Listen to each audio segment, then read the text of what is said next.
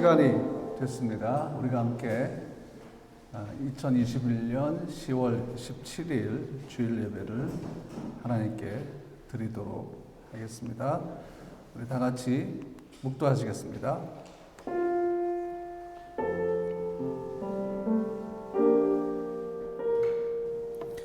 하나님은 우리의 피난처시요 힘이시니 환난 중에 만날 큰 도움이시라.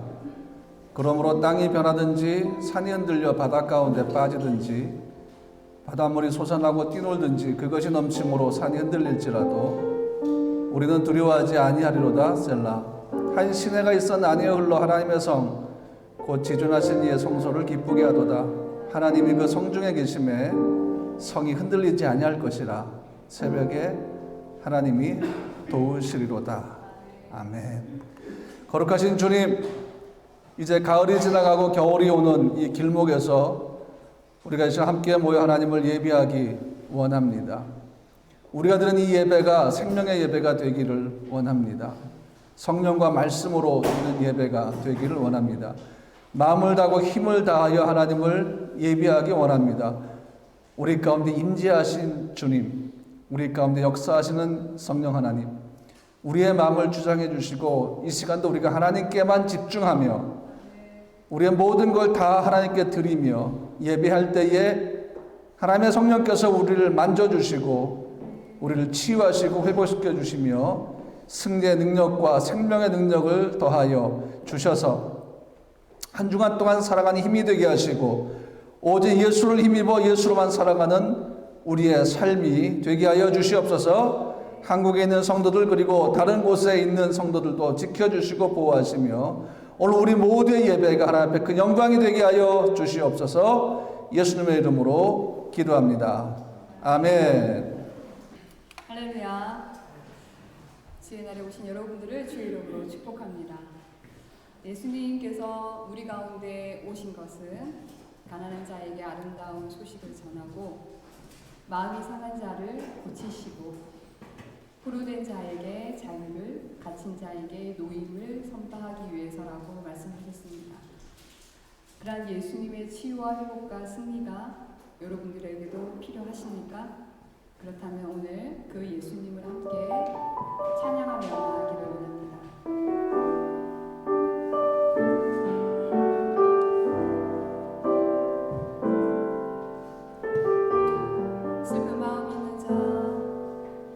슬픈 마음 있는 자, 몸 가려운 병든 자, 누구든지 부르시오. 예수 이름 부르시오. 그 이름을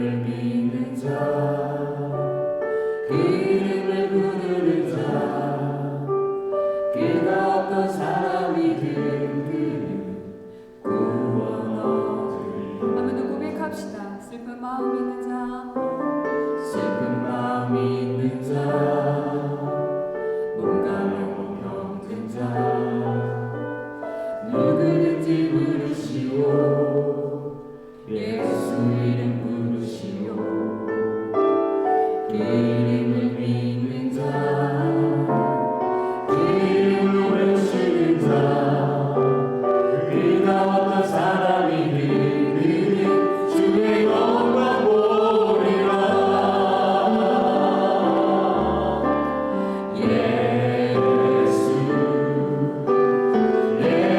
예수 오 능력의 그 이름 예수 나 외쳐 부르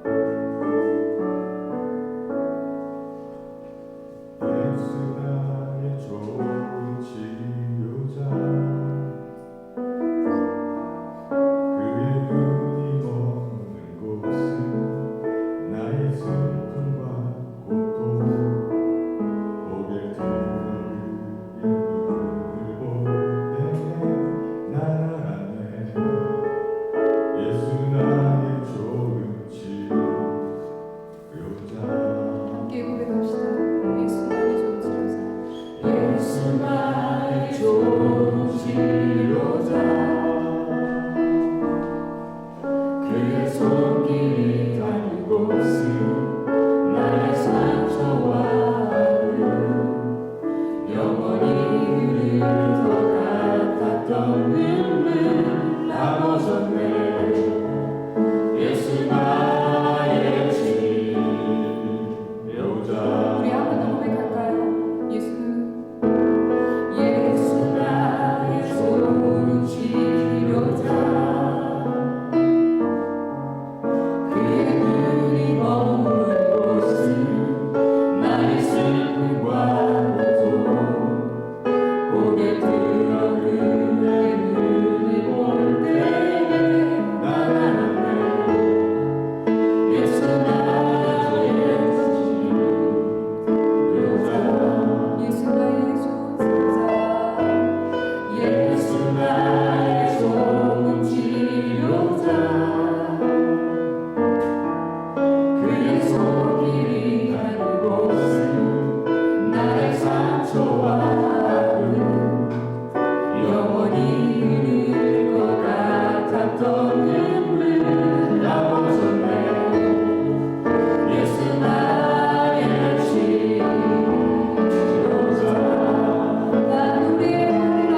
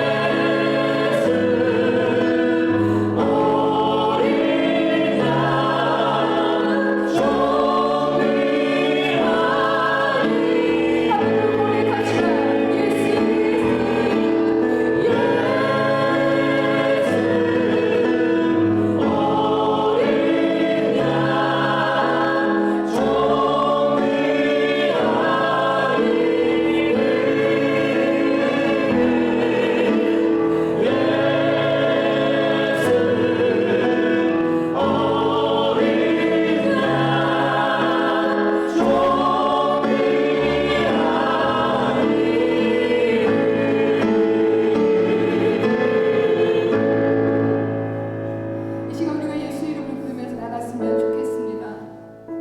여러분들에게 예수님이 필요하십니까? 여러분들에게 회복이 필요하다면, 치유가 필요하다면, 그분에게서 얻는 자유가 필요하다면 이 시간 예수 이름을 부르십시오. 이 시간 함께 주님 앞에 나아가도록 하겠습니다. 하나님, 우리가 주 앞에 나아갑니다. 예수 이름에 모든 것이 있음을 고백합니다. 하나님, 우리의 묶임을 놓여주시옵소서.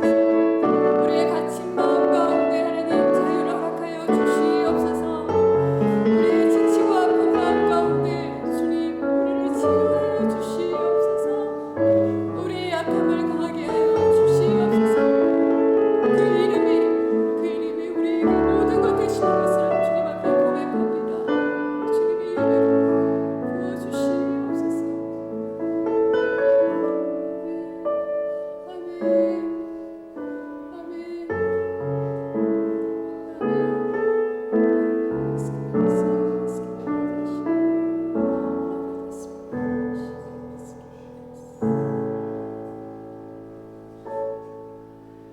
하늘에 계신 우리 아버지여, 이름이 거룩히 여김을 받으시오며 나라의 마옵시오며 뜻이 하늘에서 이루어진 것 같이 땅에서도 이루어지이다. 오늘날 우리에게 일용할 양식을 주옵시고 우리가 우리에게 죄 지은 자를 사하여 준 것 같이 우리 죄를 사하여 주옵시고 우리를 시험에 들게 하지 마옵시고 다만 악에서 구하옵소서. 나라와 권세와 영광이 아버지께 영원히 있사옵나이다. 아멘. 네, 이제 우리 다 함께 자리에서 일어나셔서 하나님을 찬양하도록 하겠습니다.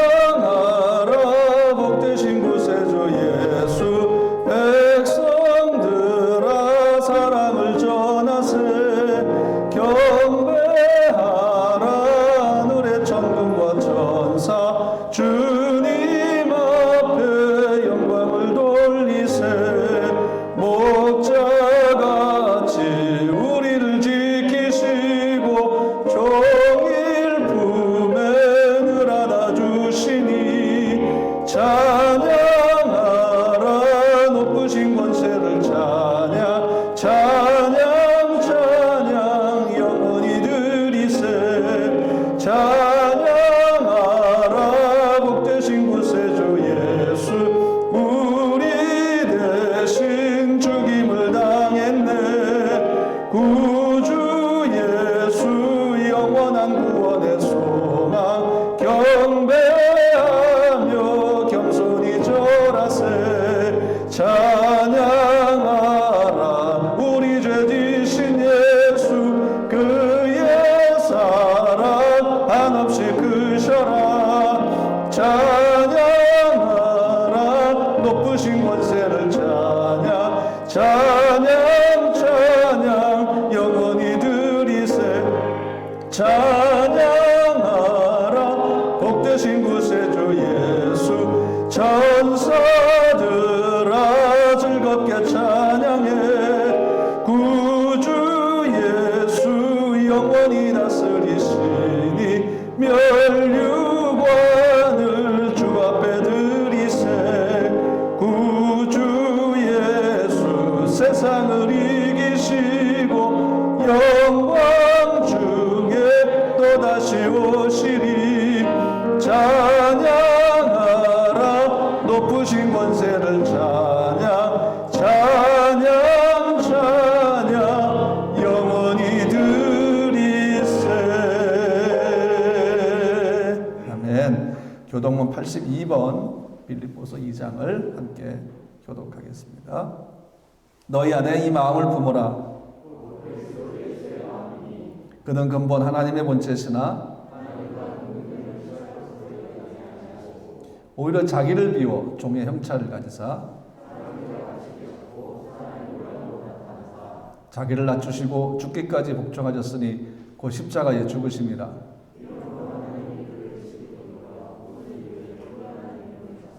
하늘에 있는 자들과 땅에 있는 자들과 땅 아래에 있는 자들로 모든 입으로 예수 그리스도를 주라 시인하여 하나님 아버지께 영광을 돌리게 하셨느니라. 아멘. 모두 자리에 앉아 주시기 바랍니다.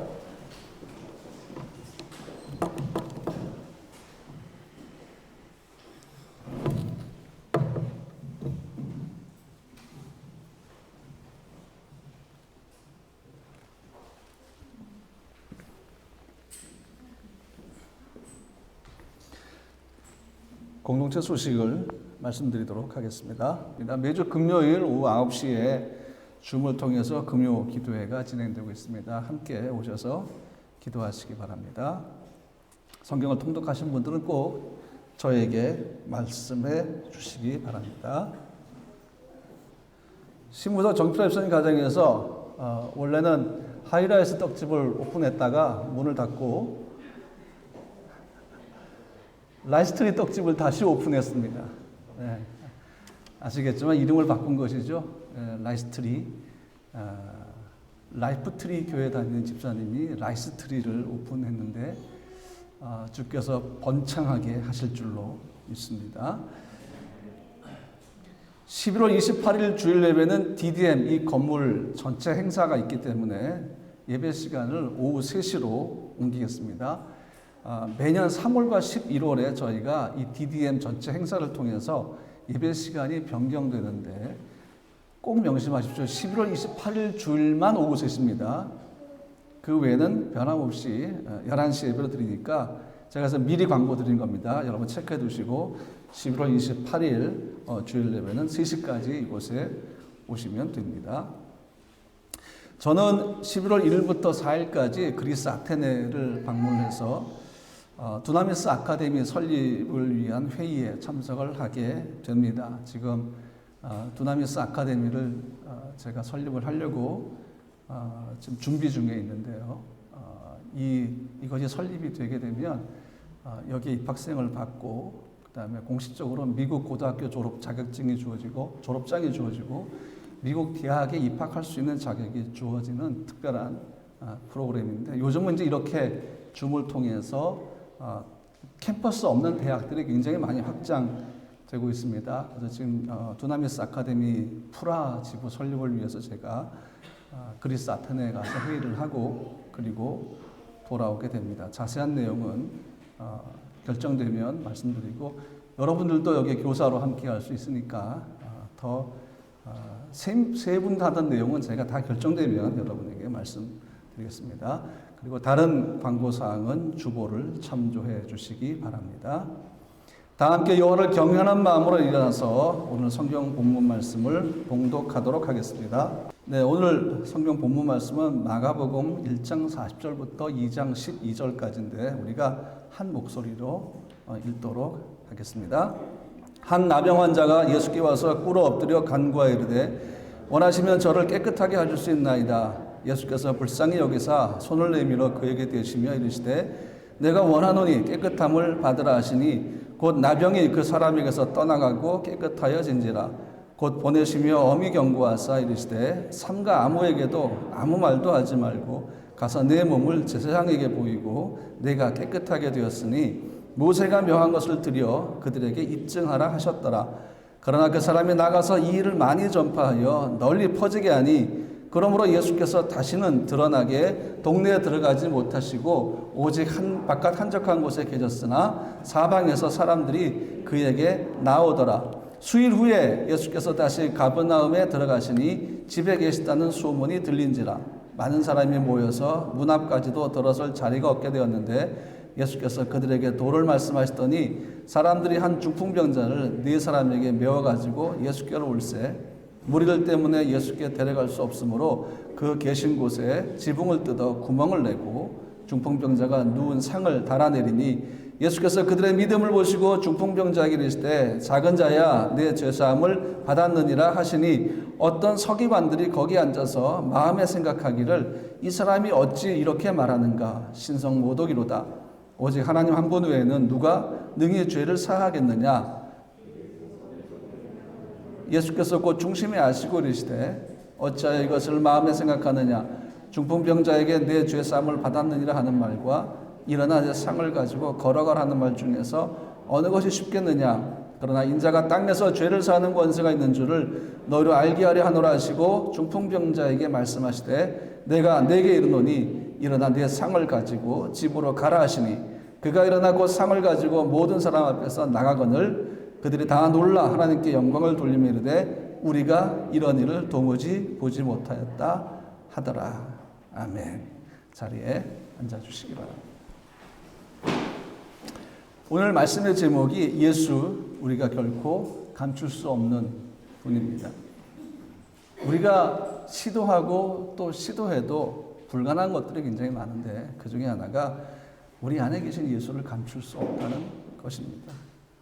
오늘 우리가 두 병자의 치유를 통해서 이 사실을 함께 생각을 해보기를 원합니다.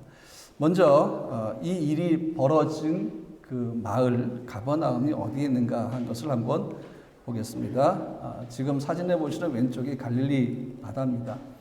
호수죠. 민물이기 때문에 호수인데 히브리어에는 호수란 단어가 없습니다. 그래서 바다라고 칭하는데 위에 빨갛게 된 표시된 부분이 바로 가버나움이고요. 여기가 티베리우스죠.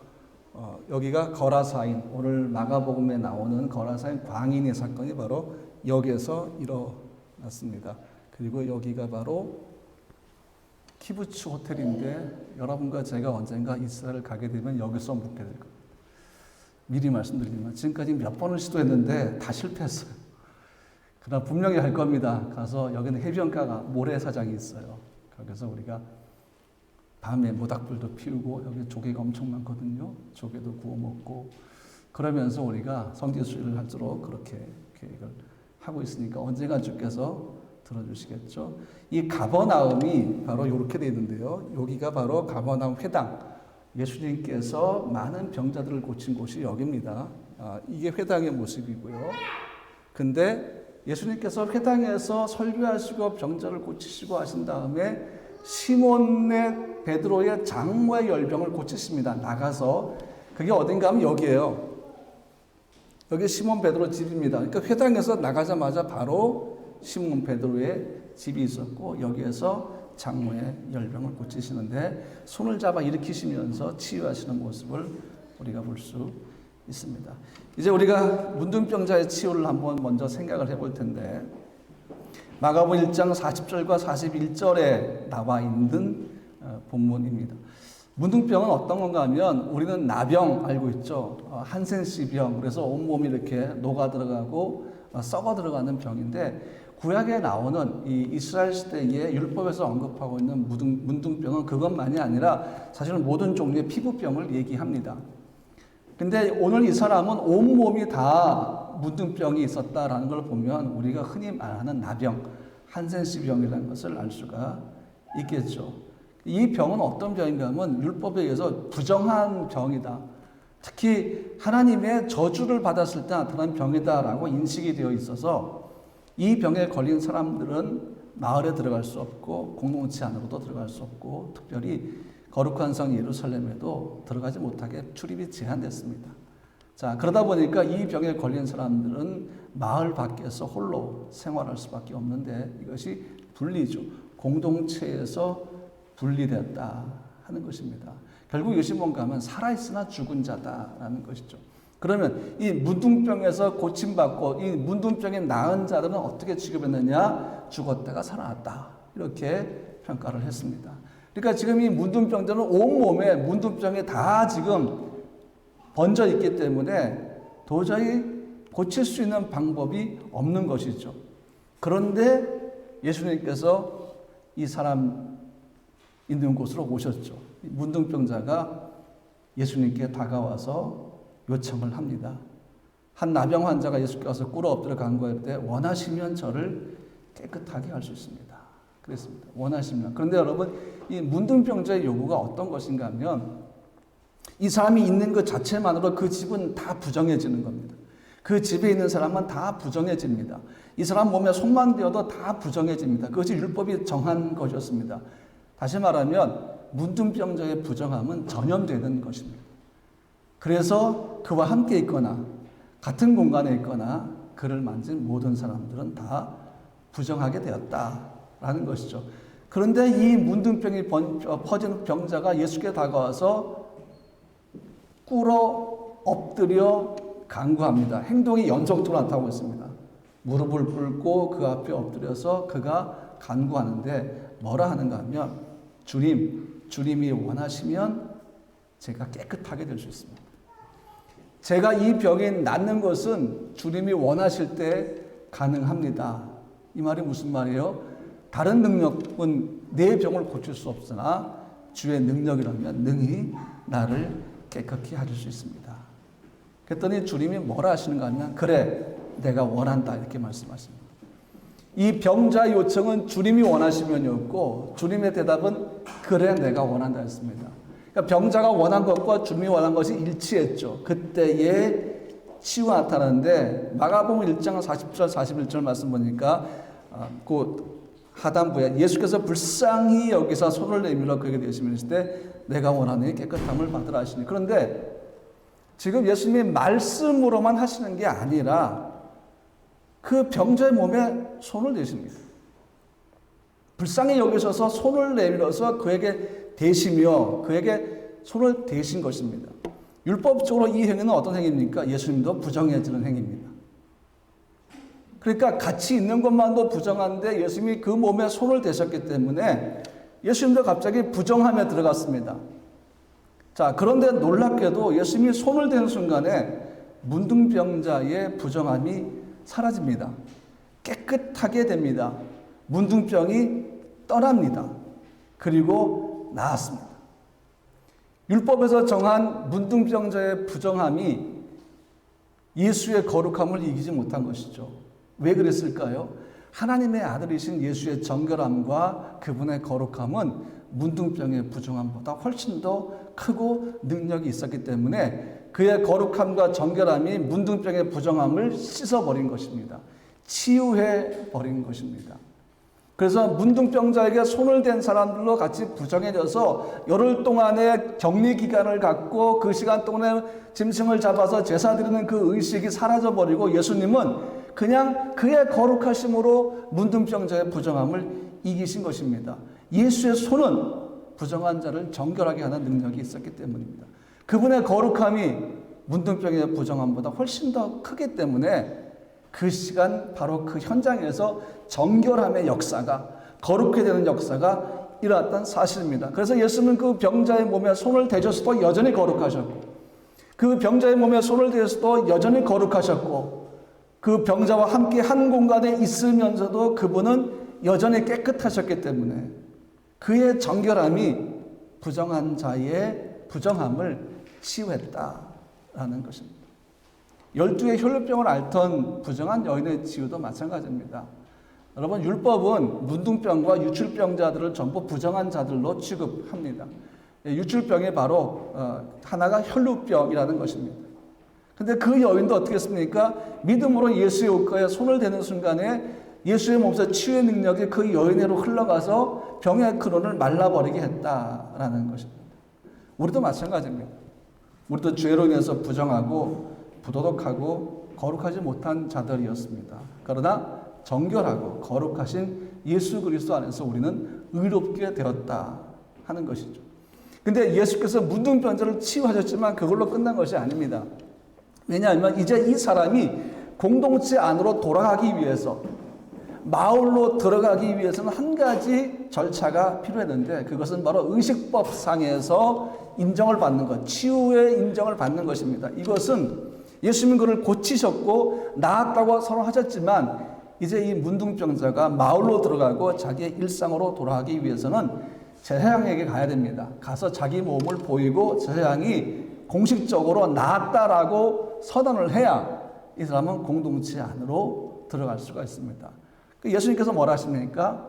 너 제사장에 가서 내 몸을 보여. 그리고 하나님께 합당한 예물을 드려. 이렇게 얘기를 합니다. 그런데 문제가 생깁니다. 지금 예수님은 이제 사역을 막 시작한 시기입니다. 근데 예수님이 갑자기 알려지는 것은 상당히 부담스러운 일입니다. 더군다나 여러분, 예수님은 뭘 하러 오셨습니까? 말씀을 전하러 오셨고 예수님은 하나님의 나라를 증거하러 오셨습니다. 그런데 이 문둥병자에게 예수님이 아주 강력하게 경고합니다. 나가서 절대 얘기하지 마. 내가 너를 고친 건 너 절대 얘기하지 마. 엄히 명하여 가라사대. 얘기하지 마. 그랬습니다. 근데 이 사람은 제사장에 가서 몸을 보이고 인정받는 건 순종했는데 사람들에게 얘기하지 말라는 예수님의 명령에 불순종했습니다. 왜 예수님이 그렇게 하신 줄 아십니까? 예수님이 기적을 행하는 자로만 알려지는 것은 문제가 있습니다. 예수님은 병을 고치는 능력이 있는데 병을 고치는 사람으로만 알려지는 것, 그저 미러클맨으로 아니면 치유자로만 알려지는 것은 사역 초기에 상당한 부담이 됩니다. 왜? 예수님은 뭘 가지고 오셨습니까? 하나님의 왕국을 갖고 오셨습니다. 하나님의 나라를 갖고 왔습니다. 킹덤 오브 갓을 갖고 왔습니다. 그것을 이제 사람들에게 전해야 됩니다. 설명해야 됩니다. 그것을 나눠주어야 합니다. 그런데 사람들이 예수를 바라볼 때 하나님의 아들로 보는 것이 아니라 뭘로 봅니까? 기적을 행하는 사람, 미러클맨으로 보는 것은 상당히 부담이 있다는 거죠. 그리고 또 한 가지, 그것이 만약에 그 사람의 입술을 통해서 더 알려지게 된다면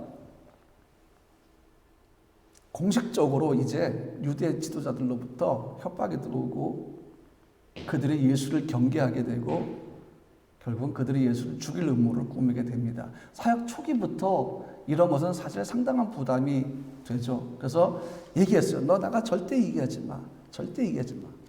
근데 이 문둥병자는 참을 수가 없었죠. 불치병을 고침받았는데 어떻게 참을 수 있겠어요. 그러니까 나가서 막 얘기하고 다녔습니다. 예수님은 얘기하지 말라 그랬는데 이 사람은 그거는 계속 얘기하고 다닙니다. 그러다 보니까 예수 신드롬이 갑자기 일어났습니다. 사람들이 예수를 찾아오기 시작했습니다. 예수님이 한적한 곳으로 피하셨는데 그럼에도 예수를 찾아오기 시작하니까 이제 예수님이 공개적으로 마을로 들어갈 수가 없게 되었습니다. 마을로 들어가 사역을 하셔야 되는데 들어갈 수가 없는 거죠. 결국은 가버나움으로도 못 들어가십니다. 한적한 곳에 머물다가 수일 후에 다시 가버나움으로 들어가게 됐다 하는 것입니다. 예수님은 하나님의 아들입니다. 하나님의 왕국을 가지고 온 사람인데 그저 미러클맨으로만 알려지니까 예수님의 사역이 좀 힘들게 되었습니다. 마을로 들어갈 수도 없죠. 사람들의 인식 속에는 하나님의 아들 예수 그리스도 메시아, 그들이 기다렸던 메시아가 아니라 그들의 기준과 그들의 현실 속에서 재포장된, 재가공된 메시아, 다시 말하면 빵을 줄 수 있는 사람, 유괴 문제 해결할 수 있는 사람, 로마 정부를 뒤집어 엎는 정치적인 메시아로 인식될 수밖에 없는 상황들이 이제 일어나고 있다는 것입니다. 결국 여러분 오병이어 기적이라는 다음에 사람들이 어떻게 했습니까? 우리의 왕이 되어 주십시오. 그 왕은 무슨 왕이요? 정치적인 왕이었습니다. 그러니까 예수님이 어떻게 하십니까? 제 아들을 바다에 먼저 보내시고 갈릴리 바다에 배를 타고 보내시고 나중에 따라가시지 않습니까? 예수님의 사역 속에서 사실 이것은 이러한 과도한 사람들의 반응은 좋을 게 아무것도 없었습니다. 초기 사역은 신중하게 진행이 돼야 하기 때문입니다. 그런데 오히려 그것이 신드롬이 되어버렸습니다. 그 몰려오는 군중들 속에 유대 지도자들이 있었죠. 오늘 우리 본문 말씀 보니까 사두개인들이 나오고 율법학자들도 사실은 누가복음에 보면 율법학자들도 나옵니다. 거기에 있는 이 유대 지도자들은 뭐하러 왔습니까? 예수를 믿기 위해 왔습니까? 아닙니다. 누군데 신드롬을 일으키느냐? 누군데 우리의 자리를 위협하느냐? 그러면서 경계하고 트집을 잡으려고 온 사람들입니다. 비난을 할 목적, 비난거리를 찾으려고 온 사람들입니다. 결국 이것이 뭘 보여준지 아십니까? 오늘 우리의 이 본문은 앞으로 이것이 십자가의 죽음까지 계속해서 이어지는 갈등 구조를 보여주는 것입니다. 이때부터 유대 지도자들과 예수님은 계속해서 갈등 구조로 만나는 것을 볼 수가 있습니다. 그럼 여러분, 문둥병자는 예수님의 말씀에 순종했는데 왜 다른 사람들이 알리지 말라는 말씀에는 불순종을 한 것일까? 한번 생각을 해봤습니다. 그 이유는 뭘까? 여러분이면 어떻게 하시겠습니까? 여러분이 불치병에 걸렸는데 예수님이 치유해 주셨습니다. 그것이 여러분에게 간증이 되겠죠. 전할 수밖에 없겠죠. 이 문둥병자도 그런 케이스가 아닌가 생각을 해봅니다. 예수님은 그 다음 진행될 사역의 방향을 잡기 위해서 절대 말하지 마. 이건 뭐예요? 내가 말할 때가 올 거야. 그때 되면 너는 이야기하면 돼. 너의 병은 이미 고침받았기 때문에 고침받은 자로 살면 되는 거야. 그냥 너의 삶 그 자체가 간증이 될 거라고 말씀해 주셨는데도 불구하고 이 문둥병자는 그걸 못 참은 거죠. 입으로 전해야 된다는 것입니다. 왜 그랬을까? 생각을 해보니까 감출 수 없었던 거예요.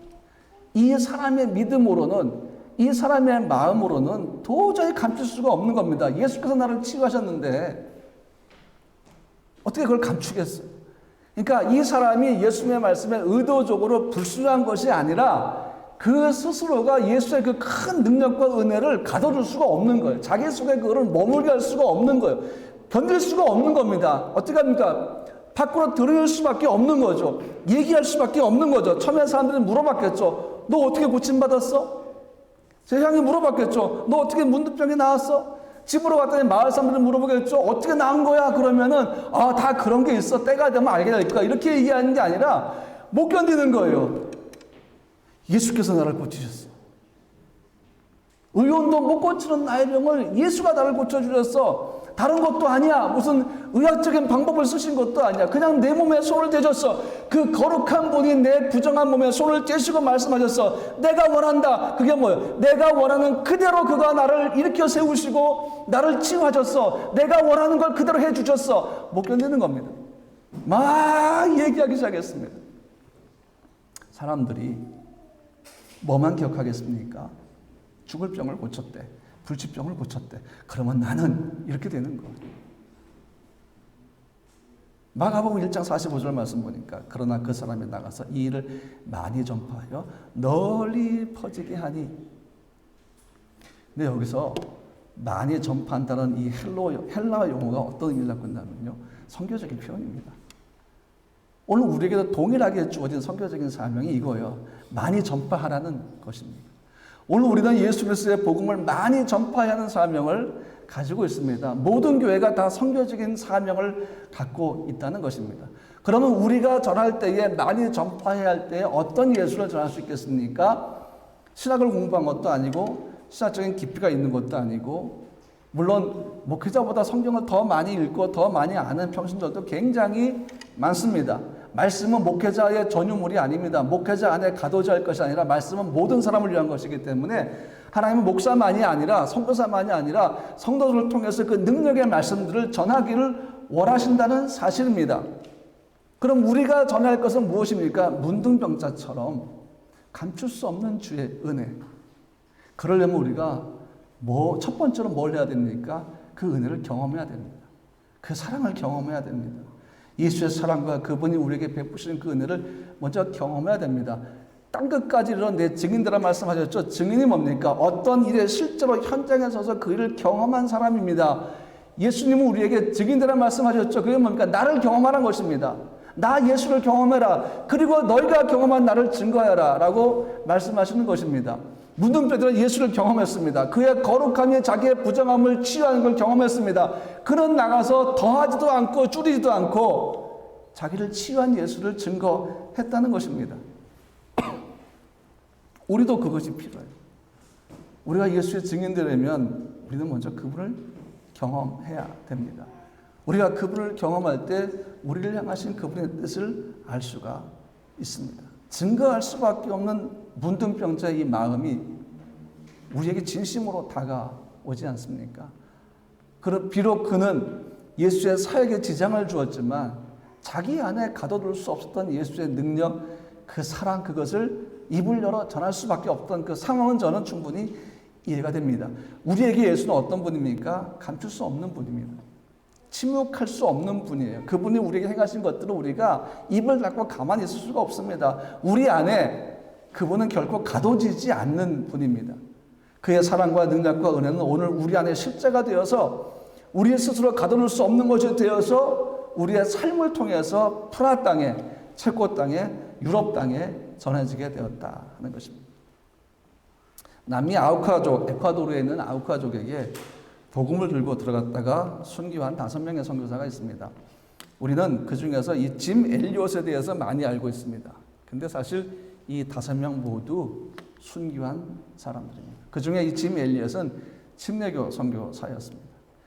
짐 엘리엇의 목표가 뭐였는가 하면 예수님처럼 살아가는 것이었습니다. 그는 결코 장수하기를 원하지 않았습니다. 그러면서 그가 죽은 후에 라이프지에서 10장에 10페이지에 걸쳐서 비난하는 기사를 썼으면서 제목이 뭔가 하면 unnecessary waste입니다. 필요 없는 낭비, 불필요한 낭비. 왜 그들은 거기 가서 복음 한마디 전하지 못하고 죽임을 당했느냐, 이렇게 비난할 때에 이 짐 엘리엇의 아내 엘리자베스 선교사가 자기 남편이 신학교 다닐 때 썼던 기도문들을 보여주기 시작했습니다. 그 중에 2가지를 잠깐 보면, 첫 번째는 하나님께 기도합니다. 이 쓸모없는 나무 계피에 불을 붙여주소서. 그리고 주를 위해 타게 하소서. 나의 삶을 소멸하소서. 나의 하나님이여, 이것은 주의 것입니다. 나는 오래 살기를 원치 않습니다. 오직 풍성한 삶을 살게 하소서. 당신처럼, 예수여, 나는 당신처럼 살기 원합니다. 그러면서 더 유명한 그의 고백, 영원한 것을 얻고자 영원할 수 없는 것을 버리는 자는 바보가 아니다. 예수를 모르는 자들, 예수가 얼마나 큰지 자기 안에 가둬놓을 수 없는 분인 것을 모르는 자들은 이게 이해가 안 됩니다. 도대체 영원한 것이 뭐고 영원할 수 없는 것이 뭐냐, 잃어버리지 않을 것이 뭐고 잃어버릴 것이 뭐냐 궁금해하지만 여기서 영원한 것은 생명, 예수입니다. 예수가 우리에게 주는 사랑입니다. 그것은 영원한 것입니다. 그의 나라, 킹덤 오브 갓, 영원한 것입니다. 그것을 얻고자 영원할 수 없는 것, 잃어버릴 것, 이 세상의 삶, 이 세상의 육신의 생명, 이 세상의 명예와 권력과 모든 것들, 그거를 아예 버리는 자라는 사람은 바보가 아니라는 것입니다. 결국 짐 엘리엇은 그렇게 살았습니다. 그는 29에 순교당했습니다. 그것은 사람들은 불필요한 낭비라고 보았습니다. 그러나 그것은 낭비가 아니었습니다. 엘리자베스가 기자가 이렇게 얘기했습니다. 내 남편은 어릴 때부터 이것만 위해 살아왔습니다. 이것이 내 남편의 목적이었습니다. 내 남편은 오직 그것만 위해 살아왔기 때문에 낭비하는 사람이 아니라 자기의 삶의 목적을 이룬 사람입니다. 라고 이야기를 했다는 것입니다. 무엇이 짐 엘리엇으로 하여금 성경에 불을 붙게 했고, 무엇이 그로 하여금 그렇게 호전적이고 외부 사람을 다 죽여버리는 아우카족에게 가서 복음 한마디 증거하지 못하고 그 자리에서 즉각적으로 순교당할 수밖에 없도록 만들었습니까? 자기 안에 감춰둘 수 없고 가둘 수 없는 그 예수의 대상이 누구였습니까? 아우카족이었기 때문이에요. 짐 엘리엇이 이렇게 얘기했습니다. 아니, 복음을 한 번 들은 사람도 있고 2번 들은 사람도 있는데 아무도 못 들은 사람들이 있지 않느냐. 미전도 종족이었습니다. 그의 방향은 그들에게 향한 것입니다. 죽음이 두렵지 않은 거예요. 왜? 예수님처럼 살기를 원했으니까 복음을 주고 갔습니다. 그러나 그 복음 한마디 전하지 못하고 그 자리에서 죽임을 당했지만 그것이 그의 삶의 목적이었습니다. 예수님처럼 사는 것이었죠. 그런데 여러분, 그 죽음이 끝난 것이 아니라 그것이 얼마나 필요한 것인가를 증명하는 것이 뭐예요? 타저 선교사의 그 아내들이 아우카족에 목숨을 걸고 들어가는데, 놀랍게도 이 아우카족은 여자들을 죽이는 것은 비겁한 짓이라고 해서 죽이지 않았다는 것입니다. 거기서 서로 이렇게 복음을 증거하고 하다가 5년쯤 지났을 때에 이제 엘리자베스가 무리를 떠나려고 할 때 추장이 묻습니다.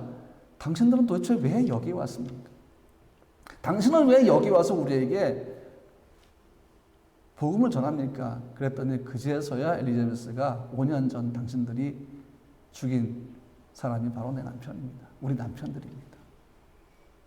그제서야 공개를 하고 아우카족 사람들이 은혜를 받고 감동을 받고 예수를 믿게 되었다 하는 것입니다. 실제로 이 일이 그렇게 오래전 일이 아니라는 사실.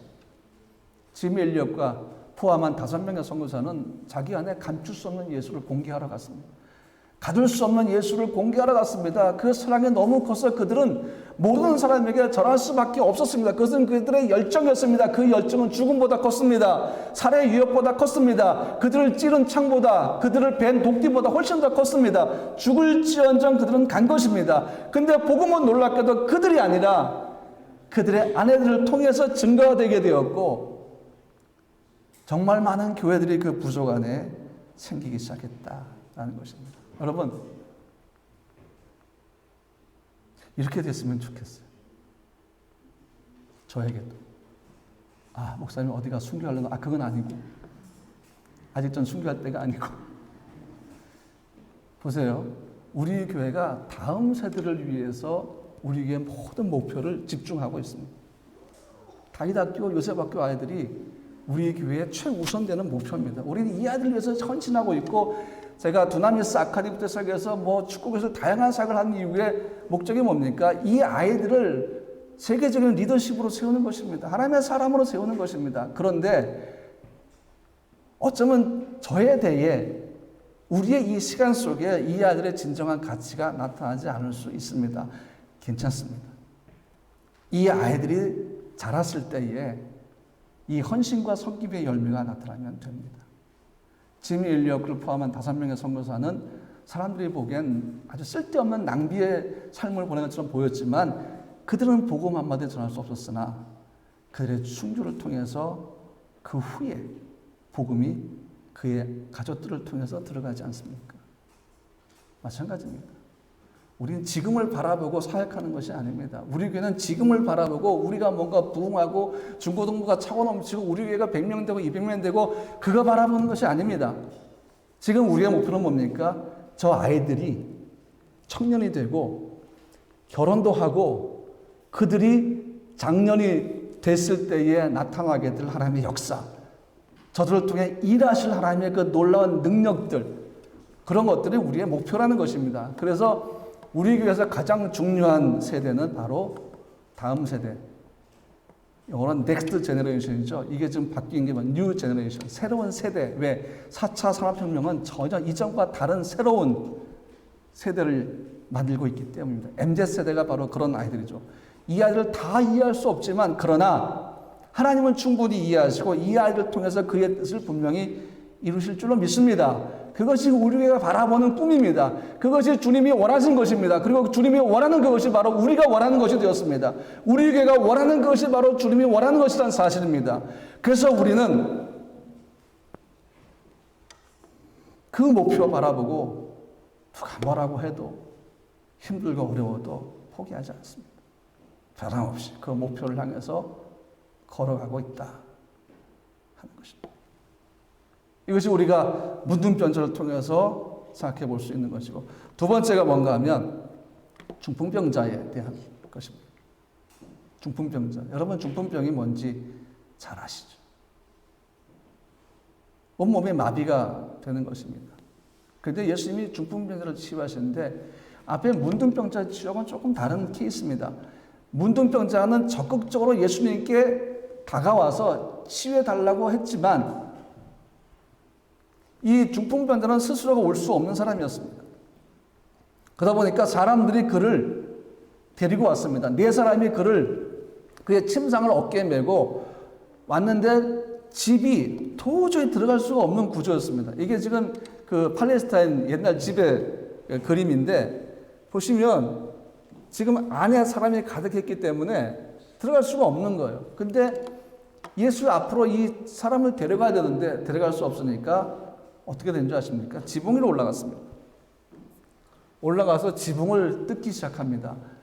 지금 같으면 우리 지붕 못 뚫죠. 어떻게 뚫습니까? 이 당시의 집은 위에 나무 막대기를 이렇게 대고 그 위에 그 풀들을 얹습니다. 그리고 진흙을 발라서 말라버렸습니다. 그러니까 뜯기가 굉장히 쉬웠겠죠. 그러다 보니까 방법은 이거밖에 없습니다. 올라가서 지붕을 뜯고 그 사람을 예수님 앞으로 내려버렸습니다. 획기적인 방법이었습니다. 쉽게 생각할 수 없는 방법이었습니다. 근데 그들은 어떻게든 예수 앞으로 이 중풍병자를 데리고 가면 나을 것이라는 믿음이 있었기 때문에 방법을 찾기 시작했습니다. 그렇다고 뭐 집을 부숴버릴 수는 없잖아요. 그러니까 생각해보니까 지붕이 있다. 올라가자. 그리고는 지붕을 뚫었습니다. 그리고 중풍병자를 밑으로 내려버렸습니다. 자, 예수님이 한참 말씀을 증거하는데 갑자기 지붕에서 흙먼지들이 떨어지기 시작합니다. 그러면서 하늘이 보이기 시작합니다. 그리고 그 하늘로부터 중풍병자가 내려오기 시작합니다. 무슨 영화 같은 이야기지 않습니까? 그리고 그 중풍병자가 예수님 앞으로 내려왔습니다. 자, 그러다 보니까 예수님이 중풍병자의 믿음이 아니라 그를 예수님 앞으로 데리고 온 사람들의 믿음을 보시는 것입니다. 그리고 그를 치유해 주셨습니다. 여러분, 믿음은 뭘로 표현되지 않습니까? 행동으로 표현됩니다. 성경은 행위에 없는 믿음은 믿음이 아니라고 말씀하고 있습니다. 우리가 정말 믿음이 있다면 우리는 행동으로 표현할 수 있어야 됩니다. 중풍병자의 친구들은 그 사람들은 어떻게 합니까? 믿음이 있는 거예요. 예수께서 이 병자를 고치실 사람 믿음이 있는 건데 그 믿음만 가진 것이 아니라 행동으로 보여준 것입니다. 그 친구를, 그 중풍병자를 예수님 앞으로 내려버린 것입니다. 그들은 말이 없었습니다. 행동으로 그들의 믿음을 보여준 것입니다. 이 행동 자체가 예수님을 향한 믿음의 간청으로 여겨진 것입니다. 지붕을 뜯는 것은 믿음이 없이는 할 수가 없습니다. 물론 지붕을 뜯을 능력도 필요했겠지만 지붕의 구조를 잘 알고 있는 것도 필요했겠지만 실제로 그것을 뜯는 것에 대해서는 믿음이 없이는 할 수 없습니다. 여러분, 이 장면 보면서 과연 이 사람들은 그 집 주인에게 배상을 했을까? 뭐 지분을 고쳐서 그런 얘기는 생각을 안 하신 게 없습니다. 왜냐하면 성경에 그게 필요했으면 언급했을 텐데 그건 본인들이 알아서 했겠죠. 뭐 지붕을 보수하든지 주인 너무 감동받아서 괜찮다고 했든지 왜 다시 풀들을 얹고 증만 바르면 끝이기 때문에. 지붕을 뜯는 그들의 아이디어가 어디서 나왔습니까? 믿음에서 나온 것들입니다. 나는 우리 교회 아이들이 자라면서 아이디어가 필요할 때마다 성령이 그들의 믿음을 통해서 아주 획기적인 아이디어를 주시기를 주의 이름으로 축복합니다. 지혜는 하늘로부터 오는 것입니다. 세상을 살아가는 지혜는 하나님이 주시는 것이지 않습니까? 중풍병에 걸린 친구를 예수 앞에 두기만 된다는 믿음이 그들에게 있었고 그 믿음으로부터 지붕을 뜯는 아이디어가 나왔고 그 아이디어를 실제로 행동으로 옮겼고 그러면서 친구를 예수님 앞으로 내려보낸 것입니다. 그 중풍병자와 예수의 만남이 그들의 1차적인 목적이었고 그 다음은 예수께서 알아서 하실 것이다 라는 생각을 가지고 있었는데 이것이 믿음이었습니다. 그런데 예수님께서 이 중풍병자를 치유할 때는 문둥병자 치유하고는 조금 다른 방법을 선택하시는데 그게 뭔가 먼저 죄사함을 받았다라고 선언하십니다. 죄사함을 받았다. 그러면서 내 자리를 들고 걸어가라. 그러니까 죄사함에 대한 증거, 용서에 대한 증거로 중풍병자를 치유하신 것입니다. 문둥병자는 조금 다른 케이스입니다. 그러니까 그 자리에 있던 율법학자들과 서기관들이 트집을 잡고 아 됐다 이제. 그러면서 겉으로는 얘기 못해. 왜? 사람이 워낙 많으니까. 속으로 신성모독이다. 왜? 죄사함의 능력은 하나님께만 있는데 이 30살의 젊은이 갈릴리 나사렛 출신의 젊은이가 죄사함을 선언하니까 이건 신성모독이다. 그러면서 꼬투리 잡았다. 뭐 속으로 굉장히 좋아했겠죠. 근데 예수님이 그들의 마음의 생각을 아시고 이렇게 물으셨어요. 마태복음 2장 8절과 9절 말씀 보니까 그들이 속으로 이렇게 생각한 줄 예수께서 곧 중심에 아시고 이르시되 어찌 이것을 마음에 생각하느냐 중풍병자에게 뇌의 죄사함을 받았니라는 말과 일어나 네 상을 가지고 걸어가라는 말 중에 어느 것이 쉽겠느냐. 여러분에게 한번 물어보겠습니다. 뭐가 쉬워요? 중풍병자를 고치는 게 쉽습니까? 너 지금 죄사함 받았어 라고 여러분 말하는 게 쉽습니까? 뭐가 쉬울까요? 뭐가 쉬워요? 어려운 문제가 아닌데 표정은 언니 어려워하는 뭔가 복선이 깔려 있을까 봐. 네. 아니요. 쉽게 생각해 보세요. 우리에게 여러분과 내게 뭐가 더 쉬운 문제입니까? 그렇죠. 죄사함이 훨씬 쉽죠. 왜? 죄사함은 증명할 방법이 없어요. 너 죄사함 받았어. 그러면 끝. 이건 뭘로 증명할 거예요? 근데 너 고침받아서 일어나 걸어. 이건 뭐예요? 눈앞에서 일어나 걸어가야 돼요. 치유가 나타나야 합니다. 그러니까 예수님이 묻는 거예요. 야, 죄사한다는 말이 쉽냐? 아니면은 고치는 게 쉽냐라고 물어보니까 이 사람들이 대답을 못하는 거예요. 말로, 너 지금 죄사함 받았어? 뭘로 증명할 거예요? 근데 여러분, 실제로 어려운 게 뭔지 아세요? 죄사함입니다. 왜 어렵습니까? 여러분과 내가 할 수 없는 것이기 때문에. 이건 하나님의 능력입니다. 하나님의 권위입니다. 죄를 사하는 능력은 사람에게 있는 것이 아닙니다. 하나님께만 있습니다. 그러므로 우리는 할 수가 없는 일입니다.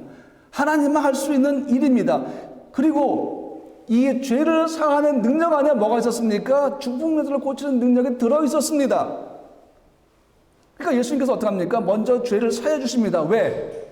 이 중풍병은 어디로부터 왔습니까? 이 사람이 하나님 앞에서 심각한 죄를 지었기 때문에 온 것이라는 것입니다. 그러니까 예수님께서 그 병의 근원, 병의 원인을 먼저 제거하시죠? 내가 죄사함을 받았다라고 선언하십니다. 그러면 그 죄사함 속에 뭐가 있습니까? 치유가 있는 것입니다.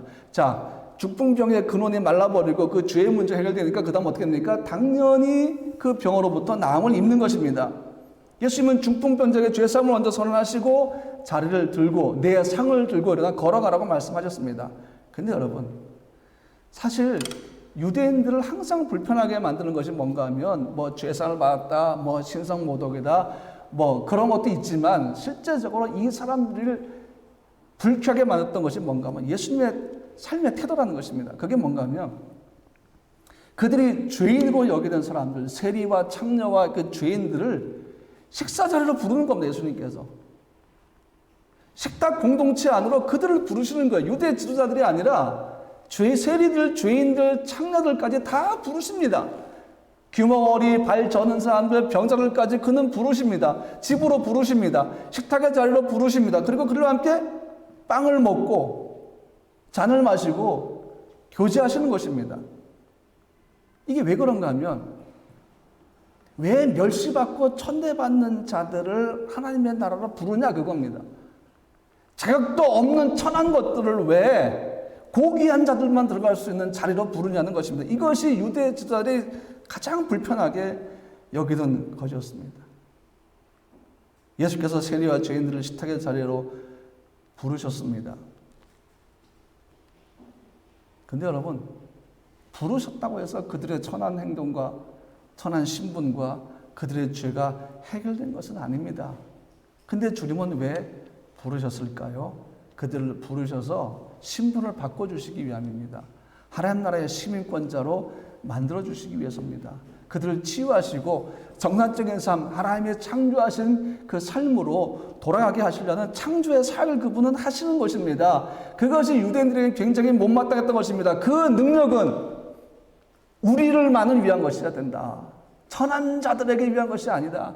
멸시받는 자들을 위한 것이 아니다. 저는 어차피 죄인이다. 저들은 자기 죄로 죽어가야 할 자들이고 율법을 어기지 않는 자들이다. 저들은 낙오되어야 되고 내팽개쳐져야 되고 저들은 그냥 저렇게 죽어가서 멸망에 빠지는 것이 저들의 삶이다. 죄에 대한 대가다라고 생각하는 것입니다. 그러나 죄에 대한 대가는 누가 지십니까? 예수님이 지시게 되어 있습니다. 유대인들은 죄인들의 죄에 대한 대가는 너희들이 져라는 주의였습니다. 왜? 율법은 그 죄 속에서 구원을 완성시키지 못합니다. 모든 율법을 다 지켜야 구원받는데 자기들도 다 지키지 못하는 율법이기 때문에 자기들도 율법으로 구원받을 수 없습니다. 그런데도 천한 것들, 멸시받는 것들, 우리는 거룩한 자들 구분해서 저 죄인들은 자기들은 죽어야 돼. 죄의 대가는 죽음이야, 멸망이야. 이렇게 그냥 평가해버린다는 사실입니다. 자기들도 죄를 해결하지 못하는데. 근데 그들의 죄와 자기들의 죄의 대가를 누가 치러주십니까? 이제 곧 2년도 안 남은 시간 속에서 예수님이 치른다는 사실입니다. 그러므로 예수님이 부르시는 거예요, 식탁으로. 근데 그 자리에 누가 앉아있습니까? 유대 지도자들이 와서 앉아있습니다. 예수님은 멸시받은 자들 부르셨는데 오히려 자기들이 초청받지 않은 자들 아니겠습니까? 그런데도 어깨에 힘 딱 주고 들어와가지고 속으로 뭐 신성모독이 있느니 뭐 그런 말을 하는 거예요. 근데 여러분, 이 신성모독에 대한 내용이 결국 예수님을 십자가 죽음으로 몰아갑니다. 여러분, 마가복음 2장 16절과 17절 말씀 보면 바리새인의 서기관들이 예수께서 죄인 및 세리들과 함께 잡수시는 것을 보고 그의 제자에게 이르되 어찌하여 세리 및 죄인들과 함께 먹는가? 예수께서 들으시고 그들에게 이르시되 건강한 자에게는 의사가 쓸데없고 병든 자에게라 쓸데있느니라. 나는 의인을 부르러 온 것이 아니고 죄인을 부르러 왔노라 하시니라. 그렇게 말씀하십니다. 근데 이 말씀을 여러분 우리가 잘 이해해야 돼요. 왜냐하면 의인들은 구원의 대상이 아니야. 그런 의미가 아닙니다. 지금 예수님의 핵심적인 목표는 누굽니까? 죄인들입니다. 여러분, 여기서 건강한 자들이 하나님 나라 제한다는 의미가 아닌 것입니다. 자, 한 마리 양을 잃어버렸습니다. 그렇다고 해서 99마리 양을 버려둔 것이 아닙니다. 한 드라크마 잃어버렸습니다. 그렇다고 나머지 9드라크마를 버린 것이 아닙니다.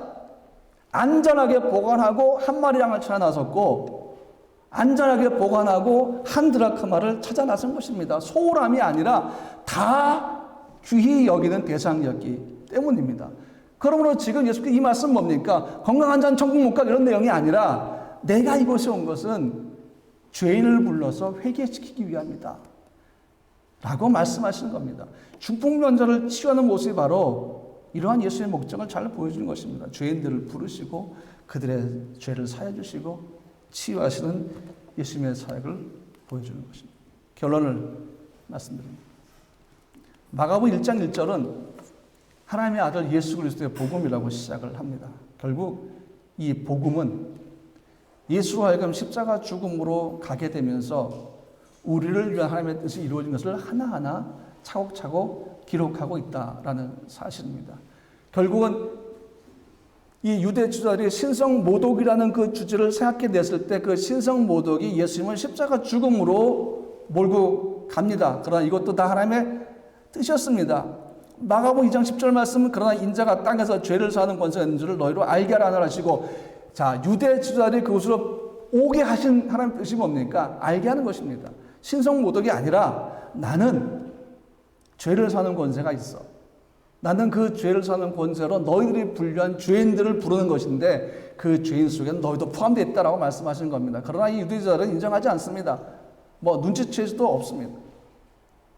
죄를 사하는 것은 하나님의 권세입니다. 예수님이 이 땅에서 하나님의 일을 하신 것입니다. 그것은 하나님이 주신 권세였고 능력이었습니다. 그러므로 하나님에게서 예수님의 사역은 신성모독이 아닙니다. 그건 하나님의 뜻을 이루는 행위였습니다. 그런데 유대인들에게 이것은 뭘로 느꼈습니까? 신성모독이다. 신성모독의 말과 행동이었습니다. 그러니까 속으로 신성모독이다라고 생각을 하지 않습니까? 이 신성모독의 문제가 예수를 십자가 죽음으로 몰고 갔습니다. 유대 지도자들이 결국 예수를 무슨 죄목으로 죽입니까? 신성모독으로 죽입니다. 침묵하고 아무 대답도 아니하시거늘 대제사장이 다시 물어 이르되 내가 찬송받을 이 아들 그리스도냐? 예수께서 이르시되 내가 그니라. 인자가 권능자의 우편에 앉은 것과 하늘 구름을 타고 오는 것을 너희가 보리라 하시니 그 신성모독하는 말을 너희가 들었도다. 너는 어떻게 생각하냐니 그들이 다 예수를 사형에 해당한 자로 정죄하고 그리고 죽여버립니다. 결국 오늘 마가복음 3장에 나오는 신성모독의 문제가 결국 끝까지 끌고 가서 예수를 십자가로까지 끌고 가서 데려가서 거기서 죽여버리겠다는 사실입니다. 그러나 하나님에게 있어서 그것은 신성모독이 아니었습니다. 그것은 유대인 지도자에게만 신성모독의 문제였습니다. 그러나 이미 그 권세는 하나님이신 예수께서 가지신 것이다 라는 것입니다. 그래서 하나님의 아들이기 때문에 십자가로 가셨다는 것입니다. 하나님의 권세를 가지고 죄인들을 불러 회개시켰기 때문에 십자가로 가셨다는 것입니다. 하나님의 나라를 가지고 왔기 때문에 십자가로 가셨다는 사실입니다. 죄인들을 구원하셨기 때문에 십자가로 가셔야만 했다는 사실입니다. 하나님의 아들의 권세가 그를 죽음으로 몰고 간 것입니다. 세상 권세자들에 의해서 그는 십자가의 죽음으로 그의 삶을 마감했어야만 했다는 것입니다. 그런데 중요한 것은 뭡니까? 이게 바로 하나님이 원했다는 것입니다. 하나님이 이걸 원하신 것입니다. 사람들이 아무리 발버둥 치고 예수를 죽음으로 몰고 가려고 해도 실제로 몰아갔어도 그건 뭡니까? 하나님의 계획이 있다는 것입니다. 하나님은 뜻이 이루어진 것이지만 그의 아들을 십자가 죽음으로 몰고 간 사람들은 그들의 죄값을 어떻게 해결하냐 그거예요. 그러나 예수의 십자가 죽음의 대상도 누구에게 동일하게 주어집니까? 유대 지도자들에게도 동일하게 주어진 것이었습니다. 사랑하는 성도 여러분, 하나님은 그의 아들이 우리의 죄를 지고 십자가에서 죽기를 원하셨고 그의 아들도 원하셨습니다. 그 후 하나님의 나라가 예수께서 원하신 사람 통해서 증거되기 시작했고 오늘도 변함없이 우리를 통해서 증거되고 있는데 이 마가복음의 그 다음 장은 제가 다음 주에 설교를 하려고 합니다. 이미 단톡방 올렸지만 다음 주 설교 제목이 인싸와 아싸입니다. 혹시 이 제목 때문에 시험 드신 분이 계시면 용서해 주시기 바랍니다. 인싸가 뭡니까? 인사이더. 아싸는 아웃사이더. 마가복음 읽다 보니까 인싸와 아싸가 보이더라고요. 인사이더와 아웃사이더가 예수님 곁에 있었더라고요. 그러니까 다음 주는 제가 인싸와 아싸라는 제목으로 설교를 하면서 하나님 나라가 어떻게 증거되어 갔는지를 말씀드리겠습니다. 여러분, 유대 지도자들은 예수를 감추려고 했습니다. 예수의 능력과 그가 가진 권세, 가지고 하나님의 왕국을 세상에 감추고 땅에 묻으려고 했습니다. 그러나 예수를 경험한 사람들이 있어 그것은 감출 수 있는 문제가 아니었습니다. 그의 능력과 사랑과 은혜는 더욱더 세상에 드러나야만 하는 것이었습니다. 그가 주는 생명도 마찬가지죠. 오늘 우리가 가진 그분의 생명도 마찬가지입니다. 그의 생명이 우리를 살아가도록 만들었기 때문에 우리의 삶 자체가 뭡니까? 예수를 드러내는 것이고 공개하는 것이다 라는 것입니다. 말씀을 마치면서 여러분 우리가 프라하에 살고 있으니까 리디체 얘기를 알고 있죠. 히틀러는 여기서 한 20분 떨어진 리디체 마을을 지구상에서 완전히 제거해버리려고 했습니다. 그래서 죽였습니다. 사람들을 죽이고 마을을 허물어 버렸습니다. 지구상에서 아예 없는 마을로 만들어 버렸습니다. 그러면 끝인 줄 알았겠지만 그것이 아니었습니다. 루즈벨트 대통령의 부인, 영부인, 그 다음에 처칠도 마찬가지였습니다. 리디체 마을을 공론하기 시작했고 여러분 이제 가보시면 아시겠지만 그 그 파괴된 현장 그대로 있지만 그 옆에 새로운 마을이 생겨서 500여 명이 넘는 사람들이 지금 살아가고 있습니다. 사라지지 않았습니다. 히틀러는 그 마을을 감출 수가 없었습니다. 하이들이 제거 작전, 암살 때문에 그 마을을 완전히 초토화시켜버렸지만 그의 보복도 그의 목적을 이루지 못했습니다. 그 마을은 지금도 더 유명해져서 살아있지 않습니까? 예수는 우리가 감출 수 없는 분입니다. 유대인들이 아무리 감추려고 애를 써도 예수 신드롬은 끝나지 않았습니다. 그의 삶을 통해서 지금도 계속되고 있지 않습니까? 예수 신드롬은 여러분과 나를 통해서 오늘도 진행되고 있다는 사실. 기억합시다. 우리는 예수를 가진 자들이요. 우리는 예수를 감출 수 없는 자들이요. 우리는 예수를 공개해야지만 삶을 살 수 있는 사람들이니까 얼마나 감사합니까? 예수로만 살 수밖에 없는 우리의 인생이 하나님께서 우리에게 주신 놀라운 축복이라는 사실을 우리가 고백했으면 좋겠습니다. 이 시간 찬양할 때 그래서 은혜 아니면 이 찬양을 우리가 함께 나누기를 원합니다. 이 찬양을 부르면서 한번 여러분 기도해 봅시다. 내게 주신 그 은혜가 얼마나 놀라운지를 잊어버렸다면 한번 생각해 보세요. 아, 이것이 은혜였구나. 이것이 사랑이었구나. 내가 지금까지 예수를 내 삶에 감추고 있었구나 하는 것들을 먼저 회개하고 그 다음에 우리가 우리의 마음으로 고백했으면 좋겠어요. 내 삶을 통해 예수를 드러내겠습니다. 내 성품을 통해 예수의 성품을 드러내겠습니다. 그렇게 우리가 고백했으면 좋겠습니다.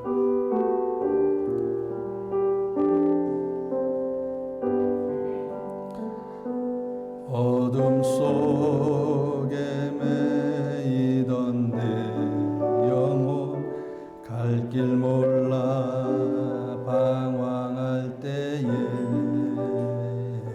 주의 십자가 영광의 그 빛이 나를 향해 비추어 주셨네.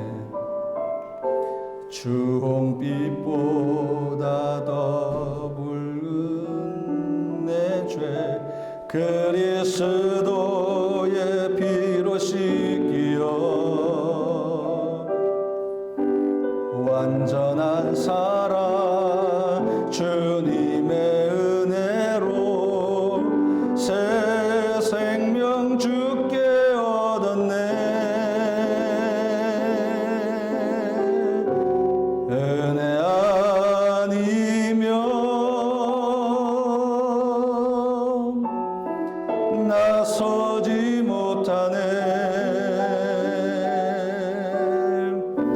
십자가의 그 사랑 능력 아니면 나서지 못하네.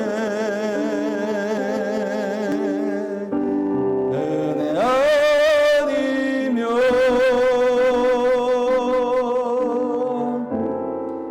나서지 못하네. 놀라운 사랑 그네 아니면 나서지 못하네.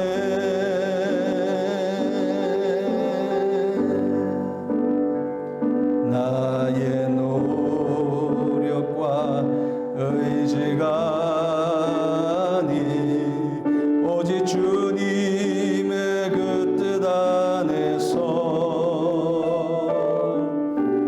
의로운 자라 내게 말씀하셨네. 완전하신 그네로 은혜 아니면 믿음으로 고백합시다. 나서지 못하네. 십자가의 그 사랑 능력 아니면 나서지 못하네. 은혜 아니면 나서지 못하네. 완전한 사랑 그네 아니면 나서지 못하네. 이제는 사는 아니요 오직 내 수 내 안에 사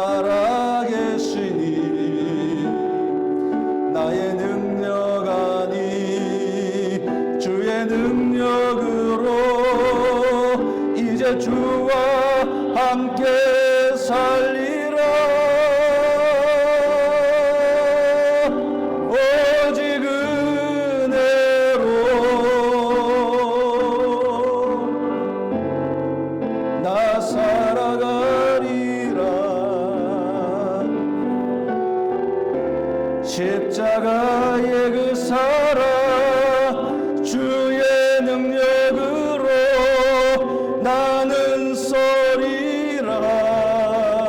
주의 은혜로 주의 은혜로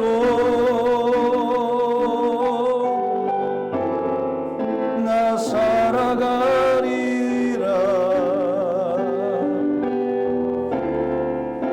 십자가 사랑 그 능력으로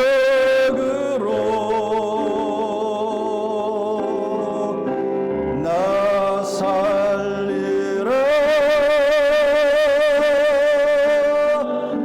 주 은혜로 나 살리라.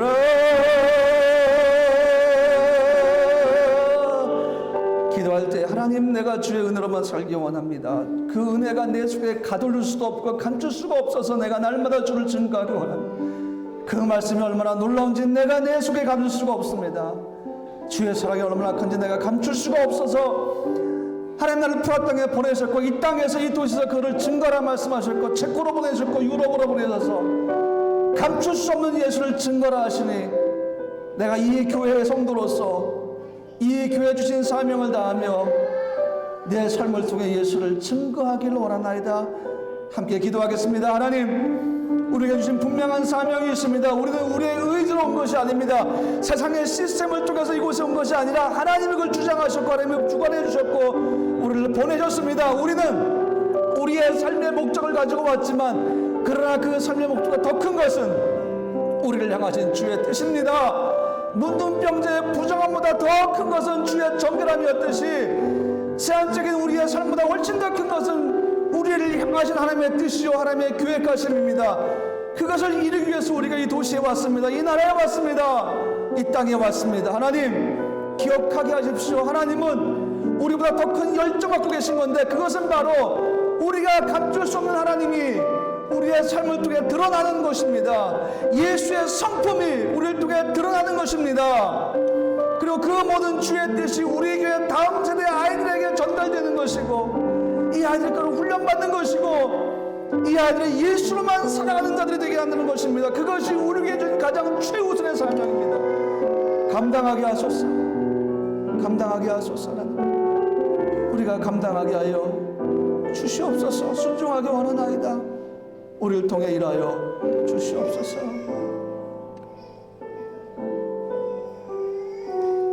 거룩하신 주님, 오늘 이 예배를 통해서 말씀을 통해서 우리를 향하신 주의 열정, 주님의 갈망을 느낍니다. 우리에게 임재하셔서 말씀하고 싶어하는 그 열정, 그 간절함이 무엇인지 오늘 다시 한번 생각해 봅니다. 나를 감출 수 없다라는 것이 주의 메시지입니다. 너는 결코 나를 가둘 수가 없다. 나의 사랑과 나의 은혜와 나의 능력은 너희들이 가질 수 있는 것이 아니고 너희들이 감출 수 있는 것이 아니다. 너희의 삶을 통해 드러나야 할 것이다 라고 말씀하시니 하나님 감사합니다. 나의 이 모든 것들이 너희를 통해 너희 자녀에게 흘러가게 하라고 말씀하는 것이 주의 뜻인 줄로 믿습니다. 다윗학교 요셉학교 아이들에게 흘러가기 원합니다. 이 아이들이 예수로만 사는 삶을 살게 되기를 원합니다. 우리를 통해 부모인 우리를 통해서 예수의 성품이 그 정결함이 다윗학교와 요셉학교 아이들에게 흘러가기 원합니다. 전임 사역자 보내주시고 이들을 가르치시는 예수의 성품을 가진 교사들 보내주십시오. 지금 애쓰고 수고하는 우리 교사들을 축복해 주십시오. 저를 통해 주님 더 크게 일하여 주십시오. 그리고 하나님 더 많은 일꾼들을 보내주십시오. 우리가 이 아이들에게 집중하기 원합니다. 이 MZ세대, 이 다음 세대 아이들에게 우리가 예수를 증거하고 가르치며 예수로만 살게 만들고 싶습니다. 그것이 올라간 주의 열정이고 그 열정이 우리의 열정이 되었나이다. 그리고 하나님 우리에게 순종을 말씀하시고 순종을 요구하십니다. 우리는 세상의 부함과 거대함을 바라는 것이 아닙니다. 하나님께서 맡겨주신 이 아이들을 하나님의 사람으로 양육할 수만 있다면 우리는 그 놀라운 은혜 속에 살 수 있게 될 것입니다. 하나님 우리 교회가 그런 교회가 되게 하여 주시옵소서. 우리가 그 사명을 감당하는 교회로 조금의 부족함도 없게 하여 주시옵소서. 예수님의 이름으로 기도합니다. 아멘. 이제 우리 찬양하면서 준비한 예물 하나님께 봉헌하도록 하겠습니다.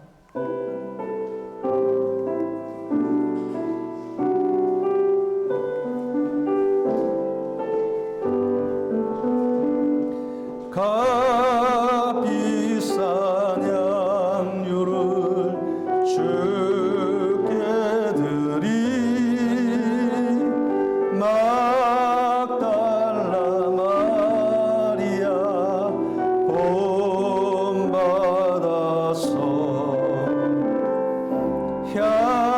향기로운 산제물 주님께 바치리 사랑의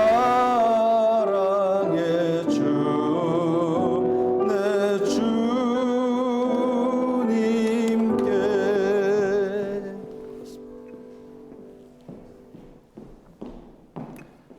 네, 제가 본 게 맞다면 김영수 집사님 오셨나요? 할렐루야. 반갑습니다. 어떻게 최고임 집사님 주한이 예한이 잘 있나요? 설교 시작 전에 들어오시게 제가 깜짝 놀랐습니다. 너무 반갑습니다, 집사님.